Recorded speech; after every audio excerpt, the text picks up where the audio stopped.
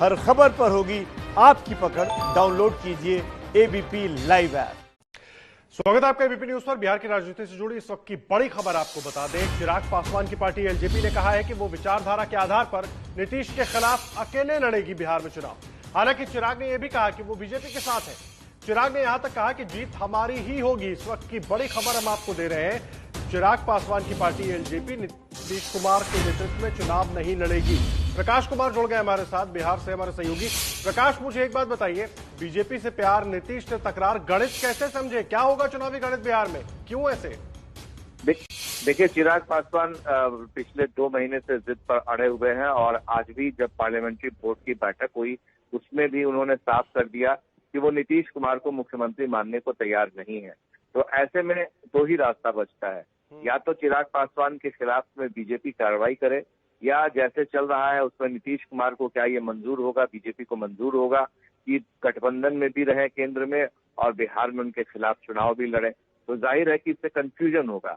BJP के voters और जो जेडीयू के वोटर्स है वो कंफ्यूजन में आ जाएंगे। क्या बीजेपी रामविलास पासवान से ऐसा करवा रही है, चिराग पासवान से? क्या ये कंफ्यूजन बीजेपी के द्वारा फैलाया जा रहा है? तो ये जो वोटर्स होंगे, जो अब तक होता रहा है कि गठबंधन में एक दूसरे के जो वोटर्स होते हैं वो ट्रांसफरेबल होते हैं, ये देखते हुए कि वे गठबंधन है। लेकिन ऐसी स्थिति में न सिर्फ लोक जनशक्ति पार्टी बल्कि जेडीयू और बीजेपी के जो वोटर्स, जो मतदाता हैं, समर्थक हैं, उनमें भी कंफ्यूजन पैदा होगा।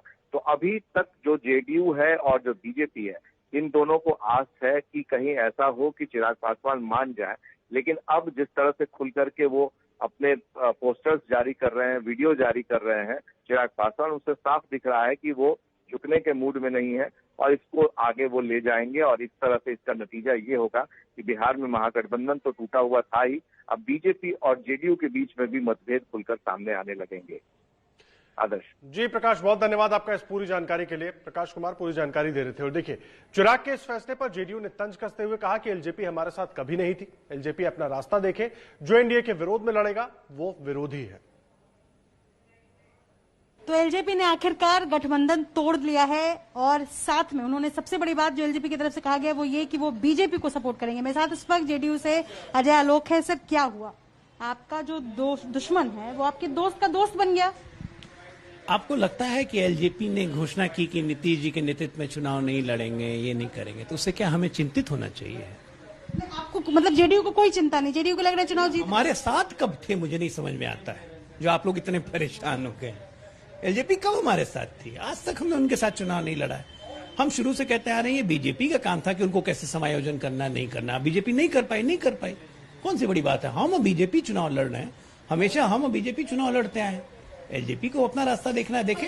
इसमें बीजेपी को वो भी दोस्त बता रही है। आप भी कह रहे हैं कि बीजेपी के साथ हम चुनाव लड़े, वो कह रही है कि हम पीएम मोदी को मजबूत बनाएंगे। आपके लिए मुश्किल नहीं है? अब ऐसा है कि अगर देशवासी अगर पीएम मोदी को मजबूत बनाना चाहते हैं तो उसमें हमारी क्या दिक्कत है? लेकिन जहां तक चुनाव की बात है, चुनाव तो बीजेपी और जेडीयू मिलकर ही लड़ रही है। एनडीए बीजेपी और जेडीयू है ना, फिर तीसरे की गुंजाइश कहाँ है? जो इसके विरोध में लड़ेगा विरोधी है। आपके लिए मुश्किल नहीं लगता? कोई मुश्किल नहीं है, कभी कोई मुश्किल नहीं है। हमारे लिए एग्जिस्ट ही नहीं करते थे तो हमें समस्या क्या है भाई?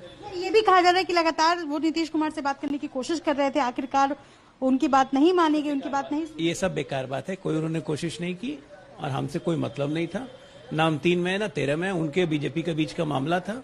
वो उन्होंने अपनी राह चुन ली, ठीक है, अपने राह चले। क्या कह रहे हैं कि हम